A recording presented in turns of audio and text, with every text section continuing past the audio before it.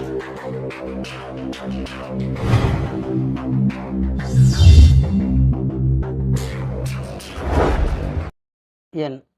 குலதெய்வமான குழுந்தாளம்மனை போற்றி, பெரிய கருப்பணசாமியை போற்றி, அனைவருக்கும் எனது பணிவான வணக்கங்கள். வணக்கம். வெளிநாடு யோகம் திருமண தாமதம் ஏன் அப்படின்னு ஒரு ஜாதகம் எடுத்துக்காட்டு போட்டு நம்ம அதை இந்த ஜாதகத்தை வளர்க்கலாம். வெளிநாடு யோகம் அப்படின்னு எடுத்துட்டோம்னாக்கும் 8, 12 அதுக்கு அடுத்தபடியாக 5, 9 கெட்டிருக்கணும் அப்படின்னா ஒரு மறைமுகமான யோகங்கள். இதோடைய தசா புத்திகள் நடக்கும்போது வெளிநாட்டுக்கு போகலாம். வெளிநாட்டில் உள்ள யோகங்கள்லாம் இருக்கும். 5, 9 கொஞ்சம் வலுவிழந்து எடுக்கணும்.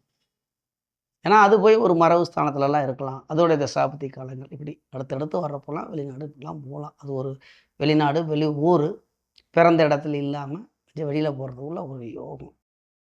இந்த மாதிரிலாம் போகிறோம். திருமணம்னா எல்லாருக்கும் உங்களுக்கு தெரியும். நிறையா வீடியோ போட்டிருக்கோம். எல்லாம் 7ஆம் இடம், 8ஆம் இடம், 7, 8, 2, 11ஆம் இடம். அப்புறம் ஒவ்வொரு வாரத்தையும் பார்க்கலாம். 5ஆம் இடமும் கேட்டாலும் அந்த குழந்தைக்கு அப்படி ஒவ்வொன்றா பார்த்துட்டு போகலாம். மெயினானது லக்கண ராசிக்கு 7, 8 பொதுவாக 2ஆம் இடம், 11 கூட அப்புறம் எடுத்துக்குவோம். திருமணத்துக்கான 11ஆம் இடமும் பார்க்கத்தான் வேண்டும். பொருளாதாரம் அதில் நிறையா விஷயங்கள் இருக்குது. அப்புறம் பார்த்தோம்னா ஒவ்வொரு பாவமாக பார்த்துக்கிட்டே போகலாமா அப்படின்னு கேட்டிங்கன்னா 12ஆம் இடம் சுகபோகம் இல்லாமல் எப்படியா திருமண வாழ்க்கை ஆகும். அப்புறம் சுகபோகத்துக்கு அடுத்து 5ஆம் பாவகம் புத்திரஸ்தானத்தை பார்க்க வேண்டாமா, குழந்தை வேணும்ல அப்படின்னு மனிதனுக்கு 12 பாகங்கள் இருக்குன்னா 12ம் தேவந்தான். அதில் திருமணத்தை குறித்து பார்க்கும் பொழுது சுக்கிரனும் தாம்பத்திய சுகத்தை கொடுக்கக்கூடிய சுக்கிரன் 7ஆம் இடத்துக்கு அதிபதி, 8ஆம் இடத்துக்கு அதிபதி, 2ஆம் பாவகம். சரி, இது எல்லாம் அனைத்தையும் அனுபவிக்கணும். லக்னாதிபதி வலுவாக இருக்கணும். ஒவ்வொன்றுக்கும் ஒரு பாவம் இருக்குல்ல. தாம்பத்திய சுகம் 12ஆம் இடம், குழந்தைய பார்க்கணும் 5ஆம் இடம், திருமணம் மனைவியை பார்க்கணும் 7ஆம் இடத்துக்கு அதிபதியை பார்க்கணும், 7ஆம் இடத்துக்கு அதிபதியை பார்த்தோன்னே சுக்கரனை பார்க்கணும். இப்படி நிறையா விஷயங்கள் இருக்குது. திருமண உடனே 7ஆம் இடத்தை அப்படியே உத்து பார்த்துக்கிட்டு கண்ணில் விளக்கணை ஊற்றிக்கிட்டு பார்த்துக்கிட்டே இருந்தோம்னா சரிப்பட்டு வராது. 7ஆம் இடம் கெட்டு போயிடுச்சியா, திருமணம் ஆகாது நம்ம சொல்லிக்கிட்டு போயா அவன் கல்யாணம் ஆகி பிள்ளை குட்டியோட இருக்கேன் அப்படின்ட்டுருவாங்க. நம்ம கணக்குக்கு அப்படி வந்துடும். இல்லை கோரியா செவ்வாய் தோசை இருக்கியா, கல்யாணம் ஆகாதியா, இது ஒன்று கொடுக்காதே, எங்கள்கிட்ட நாகதோசை இருக்குது. நிறையா பேர் இப்படி சொல்லியா நேற்று கூட அதெல்லாம் போடலாம். ஒரு பெண்ணோட ஜாதகத்தை அப்படி சொல்லியே கெடுத்துக்கிட்டாங்க. இந்த வீடியோலாம் போடலாம். ஏன்னா இந்த தோசை ஜாதகம் அப்படின்னா நமக்கு பார்வைக்கு தோஷமாக இருக்கும். உள்ளே போய் அப்படியே எல்லாம் போய் பாட்டாக இந்த என்ன சொல்கிறது, ஒரு மெக்கானிக் இந்த வண்டியை இந்த மிஷினை கொண்டு போனே ஒவ்வொன்றா கழட்டி துண்டு துண்டாக வைக்கிறாங்களே, அதேமாதிரி துண்டு துண்டாக பார்க்கும்போது அந்த இடத்துல இது தோஷந்தானா அப்படின்னு எடுத்தோம்னா இருக்காது. அதனால் அப்போ தோசை ஜாதகமா யோக ஜாதகமா வேண்டெல்லாம் ஜாதகம் பார்க்க வர்றாங்க. பொருத்தம் பார்க்க வந்தேனே ஐயா ஆயில் எப்படிருக்குதுங்கிறாங்க. இந்த மாப்பிள்ளைக்கு ஆயிலை பார்க்கணும்னா சனியை பாரு, 8ஆம் இடத்துக்கு அதிபதியை பாரு, அதுக்கு மேலே விதியை பாரு. இது ரெண்டுமே நல்லா இருந்து நல்லா தசாபத்தியும் நடக்குது. அவன் பொசுக்குன்னு செத்து போயிடறானாக்கு. இதை போய் நம்ம எங்கே போய் சொல்கிறது? விதி யாராலையும் மாற்ற முடியாது. இப்போ ஜோதிடர் என்கிட்ட பார்க்குறாங்க, ஐயா நல்லா தான் இருக்குது, கொஞ்சம் 8ஆம் இடத்துக்கு அதிபதி கொஞ்சம் இதாக நடக்குதுன்னா கொஞ்சம் விழுகுவார், ஆக்சிடெண்ட் ஆகும், கொஞ்சம் கை காலில் காயமாகும். அதை பற்றி பார்த்துட்டு சொல்லிட்டு போய்கிட்டே இருக்கலாம். உடனே ஒரு அப்படியா இப்படியெல்லாம் சொல்லிட முடியாது. சரிங்களா? அப்புறம் பொண்ணுக்கு 7ஆம் பாவகம், ஒவ்வொரு பாவமும் இருக்குது. சரி பார்ப்போம், ஒரு எடுத்துக்காட்டு ஜாதகத்தை போட்டு. இப்போ நம்ம எதுக்கு எடுத்துருக்கோம்? வெளிநாடு யோகமும் திருமண தாமதம் ஏன், அது ஒரே ஜாதகத்தை போட்டு அதுக்கு ஒரு விளக்கத்தை பார்ப்போம். சரிங்களா? இப்போ நம்ம எடுத்துக்காட்டுக்கு போகிற ஜாதகம் ஒரு ஆணுடைய ஜாதகம் தான். அந்த ஆணுடைய ஜாதகத்தில் அவர் பிறந்த தேதி அப்படின்னு பார்த்தீங்கன்னா 25ஆம் தேதி 6வது மாதம் 1991. நேரம் மாலை, நீங்கள் மாலைன்னு எடுத்துக்கலாம், இல்லாட்டி இரவுன்னு எடுத்துக்கோங்க. அது 2ஆம் கட்டான நேரம் 7:30. சரிங்களா? அப்போ இரவுன்னு எடுக்கலாமா? எடுத்துக்க. மாலைன்னு எடுத்துக்கலாமா? எடுத்துக்கலாம். 7:30 PM. எங்கே பிறந்திருக்கார் அப்படின்னு கேட்டிங்கன்னா காரைக்குடியில் பிறந்திருக்கார். சரி, அந்த அடிப்படையில் நம்ம பார்க்கும்போது கேட்ட நட்சத்திரம் 2ஆம் பாவகம், விருச்சிக ராசி. இந்த ஸ்க்ரீனில் அந்த ராசி கட்டத்தை போட்டே பார்த்துருவோம். லக்னம் தனுசு, லக்னத்திலே ராகு இருக்கிறார். 2ஆம் இடத்தில் சனி ஆட்சி பெற்று வக்ரம் பெறுகிறார். போதும் போதும் திருமணத்துக்கு 2 வந்துருச்சு அப்படிங்கிறீங்களா? தாமிதான் பார்ப்போம். 7ஆம் பாவகத்தில் சூரியன், 7ஆம் இடத்துக்கு அதிபதியான புதன் ஆட்சி பெற்று அஸ்தங்கம் அடைகிறார். அவர்கள் கூட கேது இணைந்து உள்ளார். 8ஆம் பாவகத்தில் லக்னாதிபதியான குரு உச்சம் பெறுகிறார். 6ஆம் இடத்துக்கும் 11ஆம் இடத்துக்கும் அதிபதியான சுக்கிரன் இணைவு பெற்று உள்ளார். இந்த இடத்துல 5ஆம் இடத்துக்கும் 12ஆம் இடத்துக்கும் அதிபதி செவ்வாய் நீச்சம் பெற்று பங்கமாகிறார். நீச்ச பங்கம்தான், ஏன்னா அவர் கூட இருக்கிற ஒரு கிரகம் உச்சம் பெற்றிருக்கு. இந்த 8ஆம் இடத்துக்கு அதிபதி 12ஆம் இடத்துல சந்திரன் நீச்சம் அடைகிறார். உச்ச குரு பார்க்கிறார். வளர்புற சந்திரன் அவர் இங்கே பௌர்ணமியை நோக்கி கொண்டு உள்ள ஒரு சந்திரன்.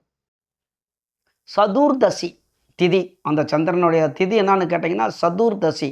அப்போ பௌர்ணமிக்கு அடுத்து நெருங்கி கொண்டு இருக்கிற சதுர்தசி. அப்போ அந்த இடத்துல சந்திரனை நம்ம நீச்சமாக எடுத்துக்கலாமா அப்படின்னு கேட்டிங்கன்னா எடுக்கக்கூடாது. நீச்சம்தான், மறைமுகமாக ஒளி இருக்குது. ஏன் சொல்கிறேன்னா 12ஆம் இடத்துல நீச்சம் இருந்தால் அவருக்கு தாம்பத்திய சுகம் கிடைக்காது ஐயா. தாம்பத்திய சுகம் கிடைச்சாதான் அடுத்துக்கு குழந்தை பிறக்கும் ஐயா. இங்கே 5ஆம் இடத்துக்கு அதிபதி நீச்சம் ஐயா அப்படின்லாம் எடுத்துடக்கூடாது. நிறையா விஷயங்கள் இருக்குது. சரி, பார்த்துருவோம். சரிங்களா? இப்படி பார்த்தாச்சு. அப்போ இவர் கேட்ட நட்சத்திரம். பிறந்த காலத்தில் இவருக்கு அப்போ கேட்ட நட்சத்திரம்னா புதன் தசை தான் வரணும். புதன் தசை அவருக்கு 8 வருஷமும் 10 மாதம் 25 நாள். அப்போ 9 வருஷத்துக்கு புதன் தசை. அதுக்கு அங்கிட்டு 6 வருஷத்துக்கு கேது தசை. புதன் இந்த லக்னத்துக்கு மாரகாதிபதி. அஸ்தங்கம் பெற்றதுனால மாரக செயலை செய்ய மாட்டார். மாரகம்னா உடனே செத்து போயிடக்கூடாது. பெருசாக கஷ்டம் கொடுக்க மாட்டார். ஏதோ உடல் ரீதியாக சின்னதாக ஒரு உடல், சின்ன குழந்தைக்கு என்ன வரப்போகுது, உடல் தானே வரும். உடல் ரீதியாக கொஞ்சம் ஏதாவது ஒரு சின்ன காய்ச்சல், தலைவலி, இல்லாட்டி இந்த வகுத்தால் போகுதியா அப்படி இப்படின்னு ஏதாவது தூக்கிக்கிட்டு போவாங்க. அந்த மாதிரி சின்னதாக ஒரு ஹாஸ்பிட்டல் மெடிக்கல் செலவு வந்திருக்கும். கேது பரவாயில்ல, நிதானமாக தான் அந்த இடத்துல தான் இருக்கிறாரு. கேது பரவாயில்ல, ஒரு மாற்றத்தை கொடுத்துருவார் எப்பயுமே. இப்போ படிப்பை கொடுத்தார். புதன் கூட சேர்ந்திருக்க கேது நல்ல படிப்பை கொடுத்தார். கேது தசைக்கு அப்புறமா சுக்கிரதசை வருது. அப்போ இவங்க சுக்கிரதசை எப்போ வருகிறது அப்படின்னு கேட்டிங்கன்னா கிட்டத்தட்ட கரெக்டாக 16 வயசுக்கு மேலே சுக்கிரதசை, வாலிப வயசில் வருகிறார் சுக்கிரன். இப்போ புதன் கேது படிப்பெல்லாம் கொடுத்துட்டாங்க. 16 வயசுங்கும்போது அப்புறம் காலேஜ் படிப்பு, அந்த 10th 12ங்கும்போது 12, 5, 13, ஆமாம், அந்த 17 வயசு காலேஜ் பருவத்தில் வருகிறார் சுக்கிரதசை. அப்போ அந்த சுக்கிரன் வாலிப வயசுக்குள்ளே எல்லா வேலையும் செய்வார். அது எல்லாம் சொல்ல தேவையில்லை, அவங்களுக்குலாம் தெரியும் சுக்கிரன் வாலிப வயசில் வந்துச்சுன்னா என்ன செய்யும்னு. அப்போ இந்த சுக்கிரன் அதெல்லாம் செய்துட்டு படிப்பை முடிச்சுட்டு வெளிநாட்டுக்கு அனுப்பி விட்டார் சுக்கிரதசை. பொசுக்கு நினைங்க வெளிநாடுன்னு சொல்லிட்டீங்க. ஆமாம், 8ஆம் பாவத்தில் இருக்கிறாருல, உச்சம் கூட இருக்கிறாருல, 6ஆம் இடத்துக்கு அதிபதி. 6க்கும் 11க்கும் அதிபதி சுக்கிரன் போய் உச்சம் கூட சேர்ந்துருக்கிறார் 8ஆம் இடத்துல. அப்போ 8ஆம் இடத்துல வலுப்பெற்ற சுக்கிரன்.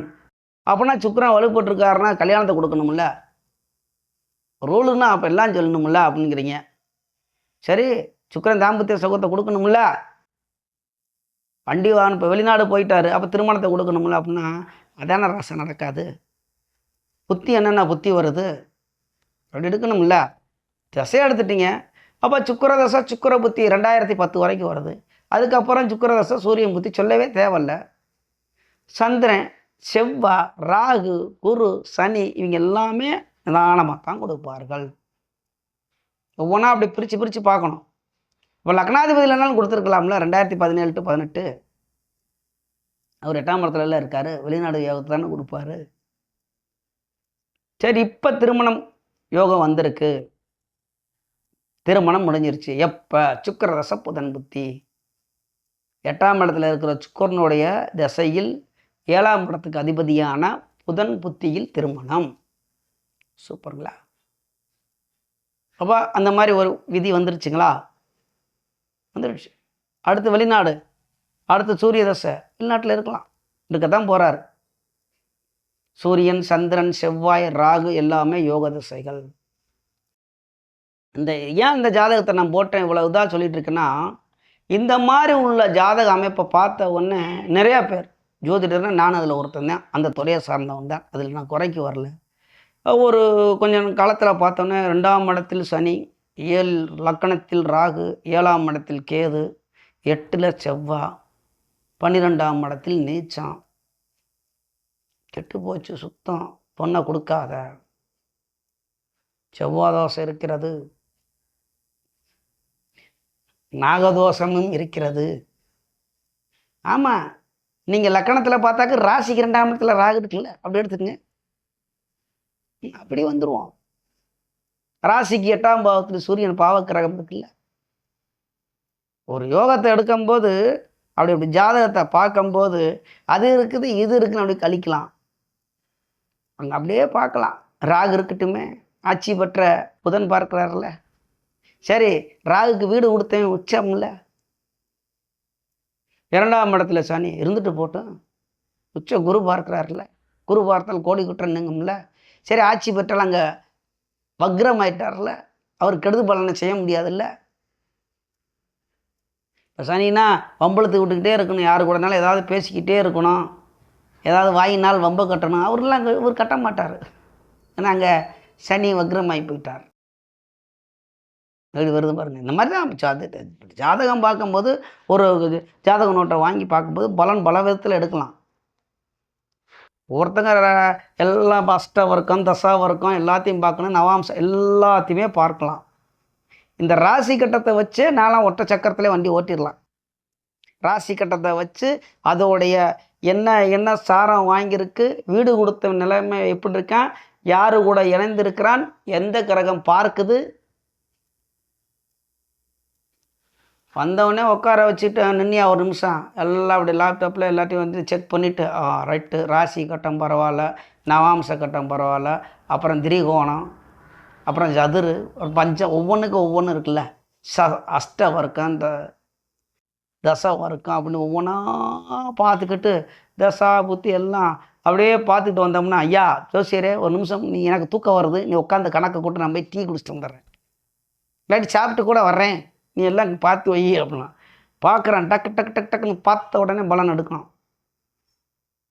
நம்மளாம் என்ன மரத்துக்கடியில் உட்காந்துருப்பார் ஒரு வயசானவர், ஒரு கட்டத்தை மட்டும் பார்ப்பார், இப்படி தாண்டா அப்படின்ட்டுவார். அது அனுபவம்.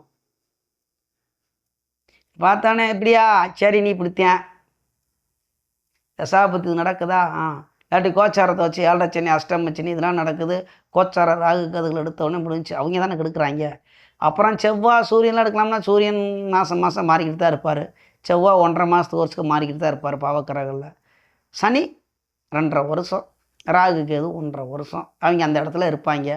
அந்த தசாநாதன் கூட இங்கே வரும்போது கொஞ்சம் கெடுதல் நடக்கும், அவ்வளோதான். பலன் எடுக்கும்போது இப்படி எடுக்கலாம். அப்போ இவருக்கு வந்து இப்போ திருமணத்தை வந்து சுக்கரனை கொடுத்துருவார். ஏன்னா சுக்கர தசை புதன் புத்தி 8ஆம் இடத்துல இருந்தாலும் அதெல்லாம் கொடுத்துருவார். லாஸ்ட்டு தானே சுக்கரனுடைய தசை தீரங்குள்ளியுமே அந்த தசையிலே வந்து சுக்கர தசை புதன் புத்தியில் திருமணத்தை கொடுத்துருவார். அடுத்து சூரிய தசை சந்திர தசை வந்து நன்மையாக இருக்கும். இந்த மாதிரி நம்ம ஒரு ஜாதகம் எடுக்கும் பொழுது அப்போ வெளிநாடு போகிறதுக்கு, ஆமாம் நீங்கள் இதை பற்றி சொல்லலைங்க, 5, 9லாம் சொன்னீங்க, ஒன்றையும் காணா அப்படின்னு. சரி, 5ஆம் இடத்துக்கு அதிபதி செவ்வாய் 8ஆம் இடத்துல மறைஞ்சு போயிட்டார், ஆனால் நீச்ச பங்கம் ஆயிட்டார். 9ஆம் இடத்துக்கு அதிபதியா சொல்லியா, 9ஆம் இடத்துக்கு அதிபதியா, 9ஆம் இடத்துக்கு அதிபதி போய் மாரகஸ்தானம்னா 7ஆம் இடத்துல இருக்கிறார், ஆட்சி பெற்றவங்க கூட இருக்கிறார். எல்லாம் அப்படித்தான். அதாவது வெளிநாட்டுக்கு போகிறதுக்கு இன்னமும் நிறையா யோகங்கள் இருக்குது, இதுக்கு மேலே இருக்குது. இப்போ நம்ம ஒரு யோகத்தை ஒரு ரூலை வச்சுக்கிட்டு பார்த்துக்கிட்டே இருப்போம், இதுதான் விதி அப்படின்னு. விதி விலக்குகள் நிறையா இருக்குது. இப்போ பாடம் இந்த ஜோதிட புக்கிலெல்லாம் வேறு மாதிரி எழுதியிருக்கும், இங்கே வேறு மாதிரி நடக்கும். அனுபவம் தான். பார்க்க பழக அனுபவங்கள் வரும். நம்ம ஜோதிடம் பார்த்துக்கிட்டே இருக்கோம். நம்மள்ட்ட வர்ற ஜாதகத்தில் நம்ம பலன் எடுத்துக்கிட்டு சொல்லிக்கிட்டே இருப்போம். அது வேறு மாதிரி இருக்கும். அப்போ நம்ம அங்கே ஒரு அனுபவம் வந்துடுது. ஆகா நம்ம தப்பாக சொல்லிட்டோமே அப்படின்னு எடுத்துடக்கூடாது. இந்த இடத்துல 1 2 இப்போ மாஸ்டர் புரோட்டா தோசை அடிக்கிறாரு, இல்லாட்டி வேறு என்ன வேலையாக இருக்கட்டும், எல்லாமே சரியாக செய்ய முடியும். அதே மாதிரி சின்ன சின்ன ஒரு தவறுகள் வரத்தான் செய்யும். இருந்தாலும் அதை சரி பண்ணிக்கலாம். அப்போ வெளிநாடுக்கு போகிற உள்ள யோகமும் இப்படி தான் இருக்குது. திருமணம் தாமதம் நடத்துக்கு காரணம் இதுதான். இவருக்கு குழந்தையெல்லாம் அருமையான ஆண் குழந்தையெல்லாம் பிறந்துடும். இது தோசை ஜாதகமாக இந்த மாதிரி அமைப்புலாம் இருந்துச்சு அப்படின்னா, அப்படி யாராவது சொன்னால் முதல்ல சரிங்க அப்படின்னு ஒன்றும் சொல்ல வேணாம், வந்துருங்க. அவருக்கு அவ்வளோதான், அவருக்கு அவ்வளோதான் தெரியும். பார்த்த உடனே தோசை ஜாதகம்னு தூக்கி போட்டுறது. அதைத்தான் சொல்கிறேன், முன்னாடியே சொன்னேன்ல, நேற்று தான் இந்த வீடியோ எடுக்கிறதுக்கு முன்னாடி ஒரு நாளைக்கு முன்னாடி ஒரு பெண்ணோட ஜாதகம் பார்க்குறேன். 28 30 வயசு ஆகுது. தோசம்னு. ஏன்னா இப்போ நல்ல பொருத்தம் இருக்குது. நான் ஒரு பெண்ணோட ஜாதகம், ஒரு நல்லா படிச்சிருக்காங்க, மாப்பிள்ளையும் நல்லா படிச்சிருக்காங்க, எல்லாமே பொருத்தம் இருக்குது. என்னுடைய அபிப்பிராயத்தில் 10 பொருத்தமே இல்லைன்னாலும் நான் கல்யாணம் பண்ண சொல்லிடுவேன். தசாபுத்தி நல்ல அமைப்பாக இருக்கா, 2 கட்டங்கள் நல்ல அமைப்பாக இருக்கா, ராசி லக்கணம் நல்லா நண்பராக இருக்கா, தாராளமாக பண்ணுங்க. அதுக்கப்புறமா போய் நீங்கள் உங்கள் குலதெய்வ கோயிலில் போய் ஒரு பூ கட்டி போட்டுக்குங்க. உங்களுக்கு சந்தேகம்னா இல்லை பிரச்சனை ஏதாவது பார்த்துக்குங்க, திருமணம் பண்ணுங்க, நல்லா இருங்க, அவ்வளோதான். இதை விட்டுட்டு தோஷம்னு சொல்லிட்டாங்க. எல்லா ஜாதகத்துலையும் தோஷம்தான். யார் ஜாதகத்தில் தோஷம் இல்லை? தோஷம்னா எல்லா ஜாதகமும் தோஷம்தான். தோஷம்லாம் ஜாதகத்தை கொண்டு வாங்க, அதில் ஏதாவது ஒரு தோஷத்தை நான் காமிச்சிடுறேன், இருக்கத்தான் செய்யும். எந்த ஜாதகத்தை எடுத்தாலும் ஏதாவது ஒரு இந்த அமைப்பு. இப்போ செவ்வாய் தோஷம் அப்படின்னா எத்தனை ரூல் சொல்கிறாங்க. சந்திரனுக்கு, லக்கணத்துக்கு, சுக்கரனுக்கு பார்க்கணுமா. இதில் 2 4 7 8 12 எங்கேயாவது உள்ள போய் மாட்டக்கத்தானே செய்யும். இந்த இதில் ராகுக்கு அது லக்கணத்துலேயும் இருக்கக்கூடாது, 2ஆம் இடத்துலையும் இருக்கக்கூடாது, ராசியிலையும் இருக்கக்கூடாது, ராசிக்கு 2ஆம் இடத்துலையும் இருக்கக்கூடாது, அப்புறம் சுக்கரன் கூட இணையப்படாது. என்னங்க யாரும் இல்லை இருக்குது. அதாவது இதெல்லாம் இருக்குது. அதில் அந்த விதி ஒன்று இருக்குது. விதி விளக்கப்பா எடுத்துக்கணும். இதை பார்த்த உடனே இப்படி இருக்குது. இப்போ நம்ம போட்டிருக்க இந்த ஜாதகத்தில் போய் பாருங்கள். அந்த கட்டத்தில் லக்கணத்தில் ராகு தோஷம், ராசிக்கு 2ல் ராகு தோஷம், லக்கணத்துக்கு 2ல் சனி, 8ஆம் இடத்தை தொடர்பு கொள்கிறார், 8ஆம் இடத்துல செவ்வாய், அம்புடு தோஷம் இருக்குது. இப்போ திரும்ப நடந்துருச்சுல்ல. இதே மாதிரி தான் ஒவ்வொரு ஜாதகமும் நிதானமாக தான் பார்க்கணும். அவசரமெல்லாம் பட வேணாம். ஒரு உன்னிப்பு அப்படி பார்த்தோம்னா அதில் ஒளிஞ்சு கிடக்கிறது யோகங்கள் நிறையா. தேடுங்கள் கிடைக்கும் அப்படின்ன மாதிரி தேடிக்கிட்டே இருக்கணும். நம்ம பார்த்தோன்னே அப்படியே ரூல் நிறையா இருக்குது. வீடு கொடுத்தவனை பார்க்கணும். சாரனாதானே அப்படி சாரங்கிறது லாஸ்ட்டு பார்த்துடணும். ஒரு கிரகம் நிற்கிற எந்த வீட்டில் இருக்கோ அந்த வீட்டுக்கு அதிபதியோட நிலப்பாடு நம்பர் 1. அந்த கிரகம் அந்த வீட்டில் போய் எந்த வீட்டில் நிற்குதோ அது நட்பா, பகையா, ஆட்சியா, உச்சமா, நிறையா விஷயங்கள் பார்க்கணும். பேசிக்கிட்டே இருந்தால் நிறையா இருக்கும். இதெல்லாம் போட்டு பாடம் மாதிரி எடுக்கலாம். போட்டெல்லாம் போட்டு விளக்கம் இருந்தால் எல்லாத்துக்கும் நல்லா புரியும். இதில் உங்களுக்கு ஏதாவது சந்தேகங்கள் இருந்தால் தமிழில் கமாண்டு போட்டு கேள்வி கேட்கலாம். பிறந்த தேதி, பிறந்த நேரம். இப்போ உங்களுக்கு சந்தேகம், உங்கள் ஜாதகத்தை அப்படி இதே மாதிரி போட்டு நான் பேசணும் அப்படின்னா நீங்கள் செய்ய வேண்டியது ஒன்றுமே கிடையாது. உங்களுடைய பிறந்த தேதி, இங்கிலீஷ் தேதி, பிறந்த நேரம், இரவா பகலா, ஏஎம்மா பிஎம்மா, இரவா பகலா, கண்டிப்பாக அது போட்டாகணும். அதே மாதிரி பிறந்த ஊர், எந்த மாவட்டம். அதுக்கப்புறமா நீங்கள் ராசி லக்கணத்தை வேணால் நீங்கள் உங்களுக்கு அதை பற்றி தெரிஞ்சால் போடலாம். ராசி நட்சத்திரம் இதெல்லாம் சரியாக வருதான்னு பார்த்துட்டா உங்களுக்கு துல்லியமான பலன் வந்துடும். ஆனால் எதை பற்றி கேள்வி கேட்குறீங்க அது வேணும். மொட்டையாக போட்டிங்கன்னா ஒரு மொட்டை கடிதாச்சு மாதிரி ஆகி போயிடும்ல. சில பேர் பிறந்த தேதியை மட்டும் போட்டு எனக்கு இப்போ பலனி சொல்லியா அப்படின்னு ஒருத்தர் கேட்டிருந்தார். நான் என்கிட்ட சொல்கிறது ஏன்னா அந்த தேதியை வச்சோடனே தேதியில் போட்டால் என்ன கிரகம் எந்த நிலைமையில் இருக்கும், லக்கணம் என்ன, அப்போ தானே பலன் எடுக்கிறதுக்கு நல்லாயிருக்கும். அந்த மாதிரிலாம் இருக்குது. சரிங்களா? இப்படி விட்டால் பேசிக்கிட்டே இருக்கலாம். நமது யூடியூப் சொந்தங்கள் அனைவரும் வளமுடன் வாழ்வீர்கள், நன்றாக இருப்பீர்கள். நன்றி, வணக்கம்.